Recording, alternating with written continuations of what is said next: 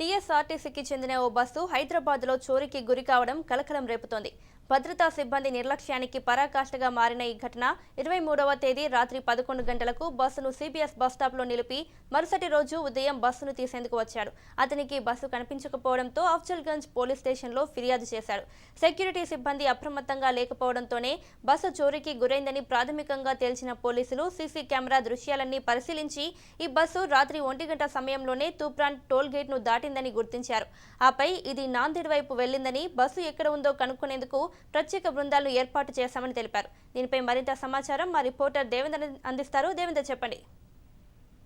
ఈ RTC bus దొంగతనం కలకలం రేపుతుంది. ఎంజీబీఎస్ దగ్గర ఉన్న గౌలిగూడ బస్ స్టాప్ లో మంగళవారం రాత్రి 11 గంటల సమయంలో నైట్ హాల్ట్ కోసం బస్సును నిలిపోయడం జరిగింది. అంతటితోటి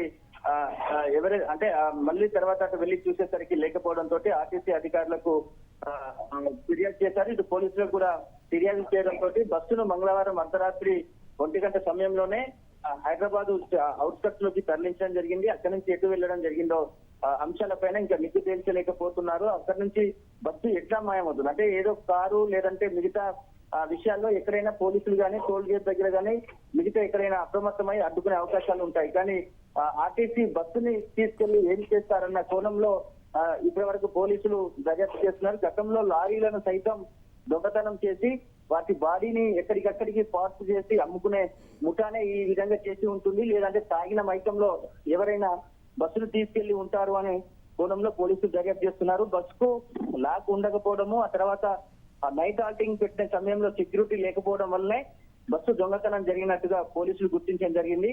ముమ్మర వేట అయితే కొనసాగిస్తున్నారు. ఎక్కడికి తీసుకెళ్లారు, ఎక్కడ పెట్టి ఉంటారు, ఆ తర్వాత నిర్మాణ ప్రాంతంలో తీసుకెళ్లి మొత్తం డిమాంటేషన్ అంటే దానికి సంబంధించిన బాడీని మొత్తం కూడా ఇప్పివేసి ఆ తర్వాత లారీ బాడీని ఎక్కియడం, మిగతా విధంగా బస్సులు అంటే బస్సు రూపంలో కాకుండా మరొక లారీ రూపంలో తయారు చేసే ముఠా కూడా గతంలో ఉంది. దానికి సంబంధించిన గతంలో సైబరాబాద్ పోలీసులు కూడా లారీల దొంగతనం చేసిన వాళ్ళని అరెస్ట్ చేసిన తీరు కూడా ఉంది. కాబట్టి ఆ ముఠాకు సంబంధించిన వారు ఎవరైనా హస్తం ఉందన్న కోణంలో అయితే దర్యాప్తు చేస్తున్నారు. బస్సు ఆచూకీ ఇంతవరకు లభ్యం కాలేదు.